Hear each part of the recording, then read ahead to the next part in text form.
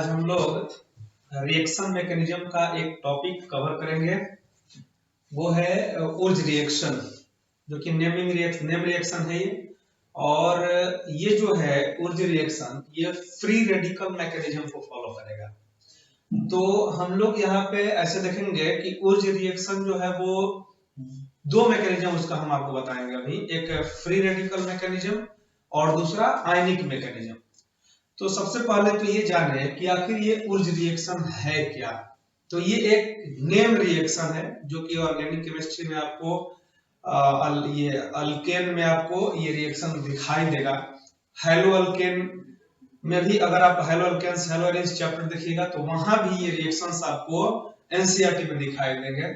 यानी जब आप अल्केन पढ़ रहे होंगे तो वहां पे आपको प्रॉपर्टीज ऑफ अल्केन में दिखाई देगा, और 12th का जो आप हेलो अल्केन चैप्टर पढ़ रहे होंगे वहां पे आपको प्रिपरेशन में ये चीज दिखाई देगा आपको।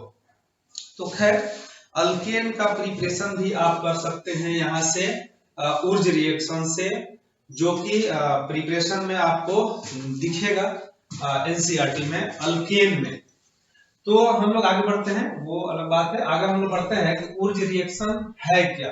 तो उर्ज रिएक्शन से हम लोग अल्केन का प्रिपरेशन करते हैं हेलो अल्केन के सहायता से। तो रिएक्शन क्या है आप जरा देखिएगा।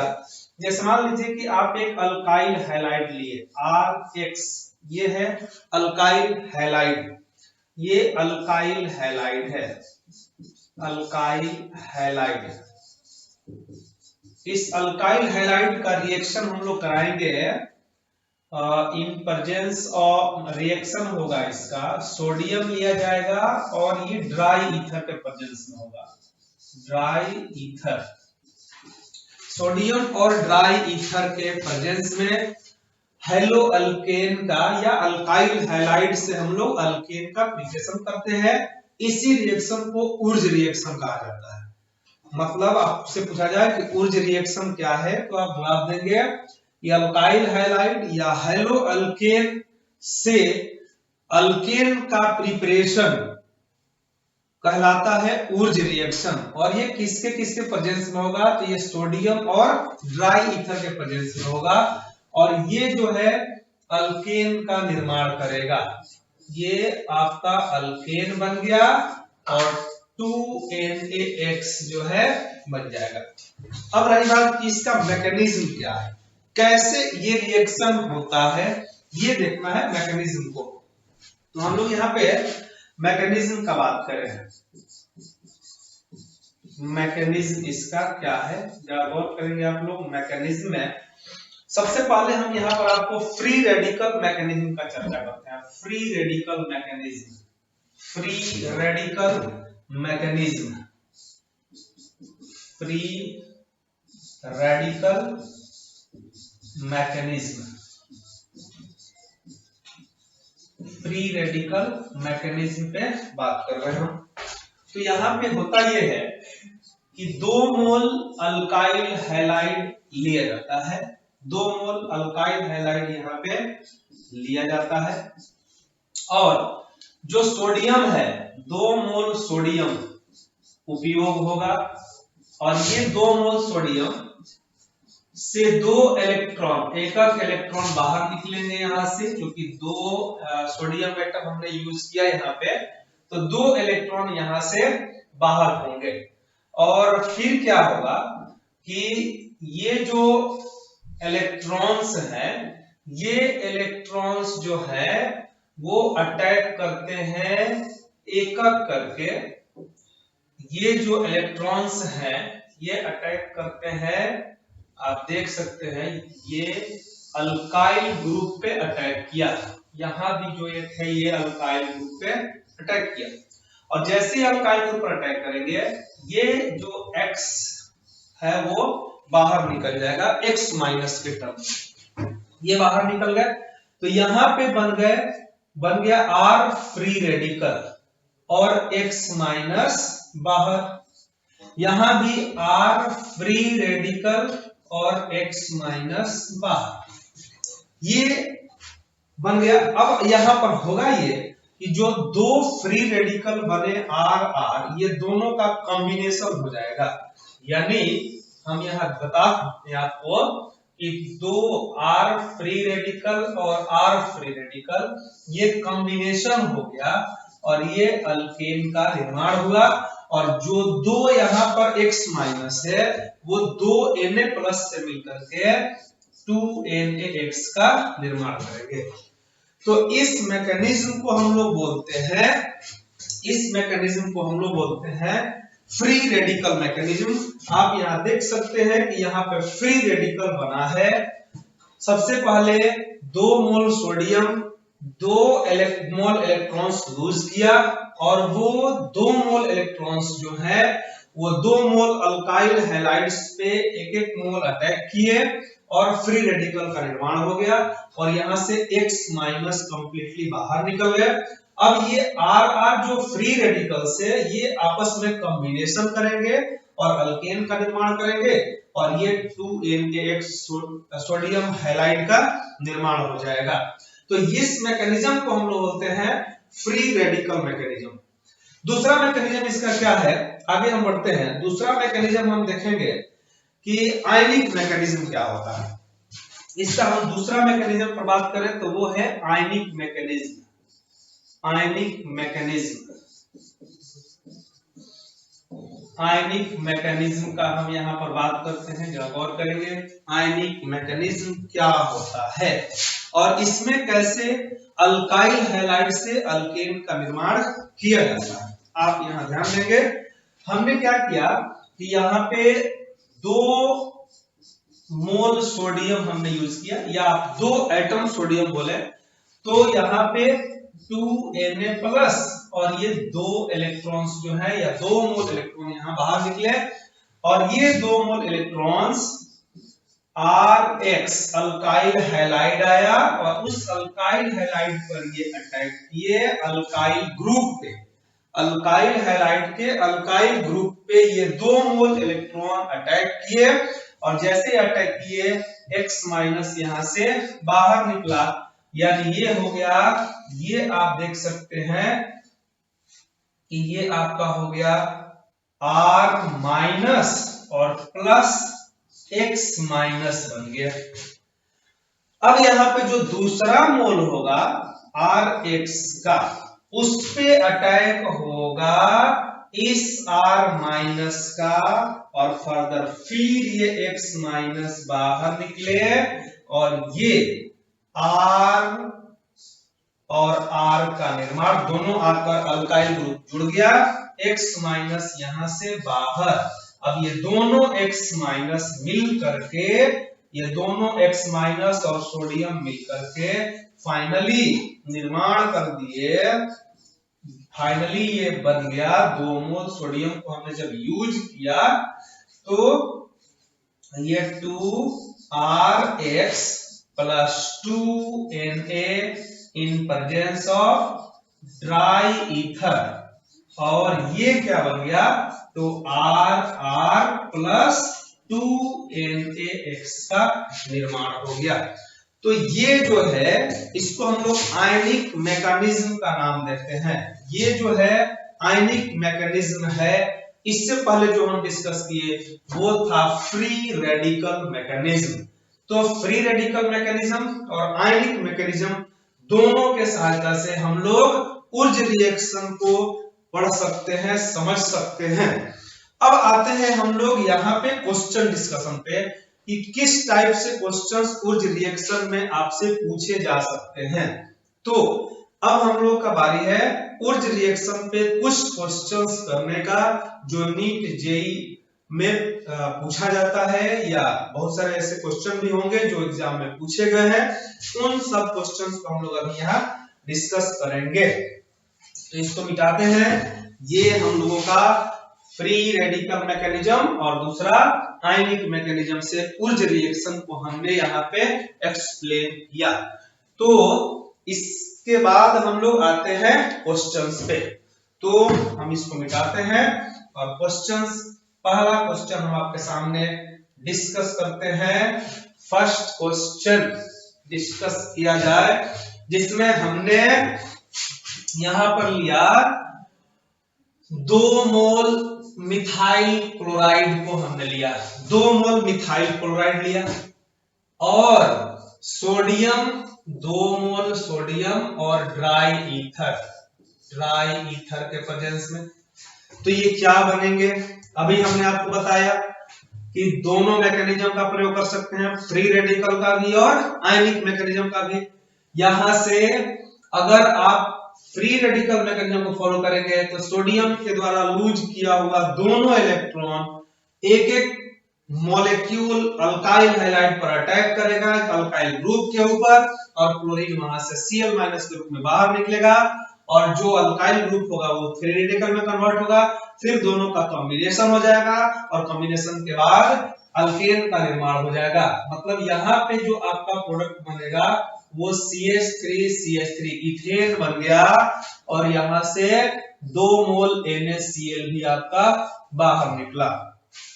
अब आते हैं दूसरा प्रश्न, अगर हम इथाइल क्लोराइड लेते हैं 2 मोल CH3 CH2Cl इथाइल क्लोराइड हम लिए, और इसका भी रिएक्शन 2Na और ड्राई ईथर के प्रेजेंस में कराते हैं। ड्राई ईथर मीडियम का काम यहाँ कर रहा है, तो आप पाएंगे कि यहाँ पे जो है फिर से वही फ्री रेडिकल का निर्माण हुआ, और यहाँ पे अब प्रोडक्ट जो मिलेगा वो कॉम्बिनेशन प्रोडक्ट और उसके साथ साथ डिस्प्रोपोर्शनेशन प्रोडक्ट भी बनेगा।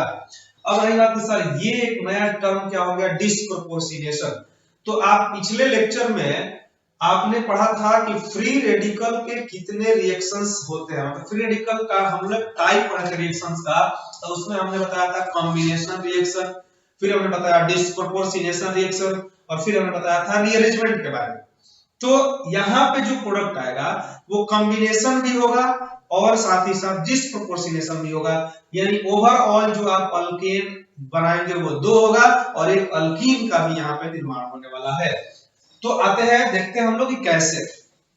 तो यहाँ पे सबसे पहले तो इसका कॉम्बिनेशन प्रोडक्ट जब होगा तो ये 2 मोल है, तो 2 मोल आपस में जुड़ जाएगा कंबाइंड होकर के, और ब्यूटेन का निर्माण करेगा। ये आपने देखा कि यहाँ ब्यूटेन का निर्माण हुआ। एक जो इसका प्रोडक्ट होगा ये हो जाएगा आपका CH2 डबल बॉन्ड CH2, और एक जो प्रोडक्ट होगा वो बन जाएगा CH3 और CH3।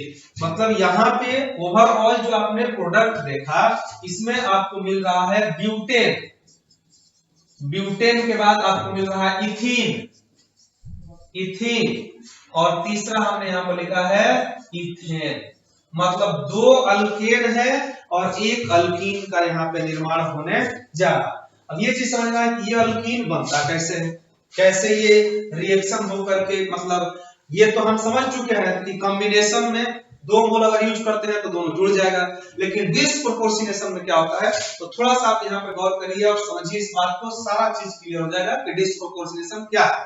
जैसे मान लीजिए कि आपने यहाँ पे फ्री रेडिकल बना दिया इथेन जो है, इथाइल क्लोराइड जो है उसमें आपने फ्री रेडिकल जनरेट कराया, यहाँ पे फ्री रेडिकल आया, ऐसा 2 मोल है, दोनों मोल का आपने किया फ्री रेडिकल। यहाँ समझिएगा, बात समझना है अच्छे से, ये फ्री रेडिकल बन गया, दोनों डिस्प्रोपोर्शनेशन में क्या होगा कि यहां से एक हाइड्रोजन जो होगा यहां शिफ्ट होगा। तो कौन सा हाइड्रोजन शिफ्ट होगा, तो जो फ्री रेडिकल वाला कार्बन है उसके जस्ट बगल वाले कार्बन के हाइड्रोजन जो है वो फ्री रेडिकल में ही टूट जाएगा। मतलब ये हुआ कि ये फ्री रेडिकल में टूट गया, ये भी फ्री रेडिकल में टूटा, और फ्री रेडिकल में टूटने के बाद यहाँ पे दोनों कार्बन पे फ्री रेडिकल आ गया, दोनों पे फ्री रेडिकल आया, मतलब CH यहाँ पे ऑलरेडी फ्री रेडिकल है, और यहाँ पे फ्री रेडिकल हाइड्रोजन के हटने से बन गया, और जो H फ्री रेडिकल भी यहाँ पर बना, आपने देखा H फ्री रेडिकल, और यहाँ पे पहले से मौजूद है C फ्री रेडिकल आप यहाँ देख पा रहे हैं। अब यहाँ पे एक तो कॉम्बिनेशन जो हुआ डायरेक्ट वो बन गया, और दूसरा में क्या होगा कि ये दोनों एक साथ जुड़ जाएगा, ये दोनों एक साथ जुड़ेंगे और ये बना लेंगे इथेन, ये इथेन बन जाएगा, ये बन गया इथेन। और यहाँ पे दोनों फ्री रेडिकल आपस में जोड़ने के बाद इथीन का निर्माण यहाँ हो जाएगा, ये हो गया आपका इथीन बन गया। यानी इस रिएक्शन को हम लोग बोलेंगे डिस्प्रोपोर्शनेशन रिएक्शन। आपके सामने जो बोर्ड पे आप देख रहे हैं इसमें दोनों रिएक्शन हुआ, कॉम्बिनेशन भी हुआ जिसके जुड़ने से ब्यूटेन का निर्माण हुआ, और जब डिस्प्रोपोर्शनेशन हुआ तो यहाँ पर इथेन और इथीन दोनों बना। आपने देखा कि कैसे इथेन और इथीन का निर्माण हुआ। तो ये दोनों जो फ्री रेडिकल है इसमें से एक हाइड्रोजन फ्री रेडिकली डिसोसिएट हुआ, टूटा, फ्री रेडिकली बाहर हुआ H फ्री रेडिकल के रूप में, और वो दूसरे फ्री रेडिकल के साथ जुड़ करके इथेन बनाया, और इस पे दो फ्री रेडिकल हो गया और वो दोनों एक दूसरे से जुड़ करके इथीन का निर्माण कर दिया। This reaction is called disproportionation reaction. ये डिस्प्रोपोर्शनेशन रिएक्शन है। और आप रिडॉक्स रिएक्शन में भी पढ़े होंगे कि रिडॉक्स रिएक्शन में बताया जाता है रिएक्शंस को 4 टाइप में, intermolecular redox reaction, intramolecular redox reaction, disproportionation redox reaction और कम प्रोपोर्शनेशन रिडॉक्स रिएक्शन। यानी डिस्प्रोपोर्शनेशन रिडॉक्स रिएक्शन वो रिएक्शन है जो जिसमें रिएक्टेंट जो है उसमें एक रिएक्टेंट का एक ही स्पीशीज का कुछ हिस्सा ऑक्सीडेशन में तो कुछ हिस्सा रिडक्शन में जाता है, इसलिए उसको हम बोलते हैं डिस्प्रोपोर्शनेशन रिडॉक्स रिएक्शन। तो ये डिस्प्रोपोर्शनेशन रिएक्शन हो गया ऑर्गेनिक केमिस्ट्री का। तो ये बात हमको उम्मीद है कि क्लियर हो गया होगा। अब चलते हैं तीसरा एग्जांपल। तीसरा प्रश्न क्या हो सकता है, यानी यहाँ पे आप देख रहे हो कि हमने केवल सेम रिएक्टेंट को लिया था। अगर हम रिएक्टेंट बदल दें, एक हो जाए मिथाइल क्लोराइड और एक हो जाए इथाइल क्लोराइड, तब मिथाइल क्लोराइड और इथाइल क्लोराइड में कैसे रिएक्शन होगा इसको हम लोग समझते हैं। तो आप देख रहे हैं ये क्वेश्चन हमने आपको बताया इसके बारे में कैसे हुआ ये सारा चीज। अब आते हैं हम नेक्स्ट क्वेश्चन तीसरा पे, जिसमें हम लोग देखेंगे थर्ड क्वेश्चन में कि यहाँ पे मिथाइल क्लोराइड भी है, CH3Cl भी है और CH3CH2Cl इथाइल क्लोराइड भी है, सोडियम और ड्राई ईथर। अब यहाँ पर क्या हो सकता है जरा ध्यान देंगे सब लोग। यहाँ पे मिथाइल क्लोराइड भी लिया गया और इथाइल क्लोराइड भी लिया गया, तब मिथाइल क्लोराइड इथाइल क्लोराइड। अब आते हैं कि यहाँ पर कॉम्बिनेशन भी होगा और डिस्प्रोपोर्शनेशन भी हो जाएगा। कॉम्बिनेशन में ध्यान देना है कि मिथाइल खुद से जुड़ जाए तो इथेन का निर्माण कर देगा CH3CH3, इथाइल जुड़ जाए तो ब्यूटेन का निर्माण कर देगा CH3CH2CH2CH3 ये बन जाएगा। तीसरा प्रोडक्ट क्या हो सकता है कि मिथाइल क्लोराइड का मिथाइल और इथाइल क्लोराइड का इथाइल फ्री रेडिकल दोनों का जुड़ करके प्रोपेन का निर्माण कर दिया, CH3CH2CH3 प्रोपेन बन गया।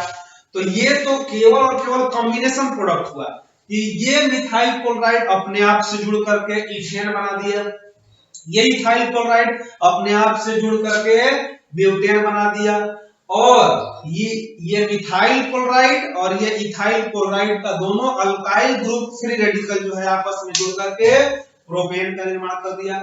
और जब डिस्प्रोपोर्शनेशन का बात होगा तो डिस्प्रोपोर्शनेशन में दो प्रोडक्ट इथेन भी और इथीन भी, तो इथेन ऑलरेडी पहले से यहाँ दिखाया गया है इसलिए उसको दोबारा दिखाने की जरूरत नहीं है, आप सीधा यहाँ पर CH2 double bond CH2 ethene दिखा देंगे।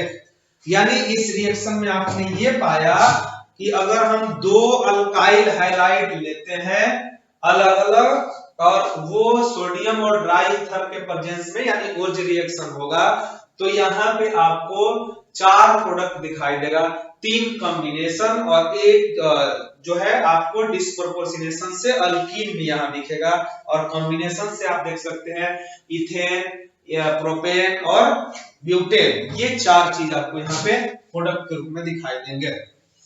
अब आते हैं एक रिएक्शन है, 4th नंबर रिएक्शन है। मान लीजिए आपको दिया गया CH3 और Cl, साथ में आपको सोडियम और ड्राई ईथर दिया गया, सोडियम ड्राई ईथर, ये है। क्या प्रोडक्ट आप लोग लिखेंगे, क्या लिखेंगे? तो यहाँ पे क्लोरीन बाहर निकलेगा फ्री रेडिकल के रूप में, ये फ्री रेडिकल के रूप में Cl बाहर निकला तो यहाँ भी फ्री रेडिकल आ गया। अब यहाँ पे डिस्प्रपोर्शनेशन का भी संभावना है और कॉम्बिनेशन का भी संभावना है। जब आप कॉम्बिनेशन प्रोडक्ट लिखोगे तो ये बन जाएगा CH3 और ये आपस में जुड़ करके CH3, ये कॉम्बिनेशन प्रोडक्ट होगा, लेकिन ये कम मात्रा में बनेगा, इसका रेट स्लो होगा बनने का, कॉम्बिनेशन रेट, क्योंकि वहां पे जो कार्बन है वहां पे क्राउडिंग ज्यादा है, तो यहाँ पे कॉम्बिनेशन वाला प्रोडक्ट थोड़ा कम होगा, डिस्प्रपोर्शनेशन वाला प्रोडक्ट ज्यादा दिखेगा। डिस्प्रपोर्शनेशन वाला प्रोडक्ट क्या आप बना सकते हैं? तो पहला तो ये होगा कि ये जो है CH3C और CH3 यहाँ पे भी H आ जाए और CH3, और तीसरा जो होगा ये अल्कीन का निर्माण करेगा, यानी ये आप देख सकते हैं CH2 डबल बॉन्ड C और CH3 और CH3, ये बन जाएगा। यानी इस रिएक्शन में आपके सामने हमने 3 प्रोडक्ट दिखाया, एक कॉम्बिनेशन का और 2 डिस्प्रपोर्शनेशन का। तो इसमें डिस्प्रपोर्शनेशन प्रोडक्ट ज्यादा होगा, ये वाला प्रोडक्ट ज्यादा होगा, ये वाला प्रोडक्ट कम आपको दिखाई देगा। अब आते हैं एक और नया एग्जांपल आपके सामने, बेहतरीन एग्जांपल आपके सामने, और वो एग्जांपल है, जरा ध्यान दीजिएगा, वो एग्जांपल आपके सामने क्या है? तो ये आपका 5th नंबर शायद है, हाँ 5th नंबर क्वेश्चन आपके सामने हम लिखते हैं। ये है आपका अल्काइल हैलाइड, ये है अल्काइल हैलाइड, मतलब यहां पे हम एक साइक्लिक कंपाउंड लिए, साइक्लोब्यूटेन, यानी 1 मिथाइल साइक्लोब्यूटेन या मिथाइल साइक्लोब्यूटेन। हमने क्या किया, यहाँ पे सोडियम और ड्राई ईथर, सोडियम और ड्राई ईथर। अब ये जो है इसका 2 मॉलिक्यूल ये फ्री रेडिकल में टूट जाएगा, और फ्री रेडिकल में टूटने के बाद ये आपस में कॉम्बिनेशन हो जाएगा, इसका ये कंबाइंड हो जाएगा, और कॉम्बिनेशन होने के बाद ये आप देख सकते हैं ये बच जाएगा कुछ इस प्रकार का, और यहां से निकल गया 2NaCl। तो ये आप कर सकते हैं। और भी क्वेश्चन हम आपको दिखाते हैं। 6 नंबर क्वेश्चन, मान लीजिए कि यहाँ पे 1,4 डाइक्लोरोसाइक्लोब्यूटेन 1,3 डाइक्लोरोसाइक्लोब्यूटेन, जबकि ये था क्लोरोसाइक्लोब्यूटेन, ये था क्लोरोसाइक्लोब्यूटेन, जबकि ये है 1,3 डाइक्लोरोसाइक्लोब्यूटेन, ये। अब ये जो है सोडियम और ड्राई ईथर, यहां पे अब क्या करेंगे?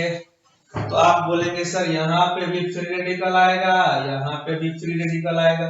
तो फ्री रेडिकल जब वहां पे आएगा तो हम लोग क्या करेंगे? फ्री रेडिकल बनाएंगे और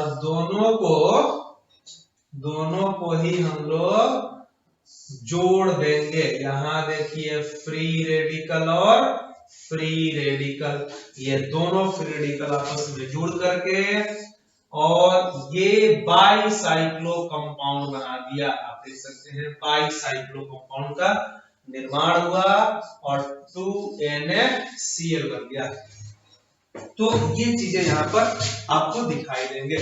अगर हम बात करते हैं एक और एग्जांपल, आप देखिए, जैसा कि आप लिख सकते हैं इसको, ये आपके सामने एक रिएक्शन हम यहाँ पर देते हैं। ये आप देखेंगे, ये आपका एक रिएक्शन यहाँ पे हम दे रहे हैं। यहाँ पे आप देखिए, यहाँ पर Cl है और यहाँ भी Cl है। ये क्वेश्चन आपके सामने आ जाए, यहाँ Cl है, साथ में यहाँ पे 2Na सोडियम है और ड्राई ईथर है, तो क्या प्रोडक्ट होगा? तो देखिए यहाँ भी फ्री रेडिकल और यहाँ भी फ्री रेडिकल आएगा। हम पहले फ्री रेडिकल को जनरेट करते हैं। आप देख सकते हैं ये आपका फ्री रेडिकल हो जाएगा। ये आपका फ्री रेडिकल यहाँ पे बनेगा। कहां कहां पे फ्री रेडिकल? एक यहाँ और दूसरा एक बन जाएगा यहाँ पे, एक यहाँ पे फ्री रेडिकल और एक फ्री रेडिकल यहाँ। अब ये दोनों फ्री रेडिकल आपस में जुड़ जाएगा, ये दोनों आपस में, ये और ये आपस में जुड़ जाएगा। आपस में जुड़ने के बाद आप देख सकते हैं कि प्रोडक्ट आपका कैसा बन गया। तो देखिए यहाँ शुरू करिए कार्बन 1 2 3 4 5 6 कार्बन, और यहाँ से देखिए 1 2 3 4 5 6, सॉरी इसमें हम लोग थोड़ा सा गड़बड़ हो गया। ये यहाँ पे हो जाएगा 6 और 5 नंबर का यहाँ पे रिंग बनने जा रहा है, एक यहाँ और एक यहाँ। तो यहाँ पर फ्री रेडिकल जो होगा वो 1 2 3 4 5 6 ये बनेगा। सॉरी एक मिनट, यहाँ पे हम लोग रिएक्टेंट को गड़बड़ कर दिए। ये जो है ये मेरा यहीं पे रहेगा, ये जो है यहाँ पे ही Cl है, तो ये फ्री रेडिकल आपका बनेगा यहाँ पे। एक मिनट, ये आपका फ्री रेडिकल बन जाएगा। आप देख सकते हैं, तो ये फ्री रेडिकल यहाँ और एक फ्री रेडिकल यहाँ, और ये आपस में जुड़ जाएगा। जुड़ने के बाद बाईसाइक्लो कंपाउंड का निर्माण कर देगा, बाईसाइक्लो कंपाउंड यहाँ बन जाएगा और 2NaCl जो है यहाँ पे बाहर हो जाएगा। तो ये रिएक्शन जो है ऊर्ज रिएक्शन है, जिसमें हमने आपको इतना सारा क्वेश्चन यहाँ पे बताया। आप देख सकते हैं ये था ऊर्ज रिएक्शन।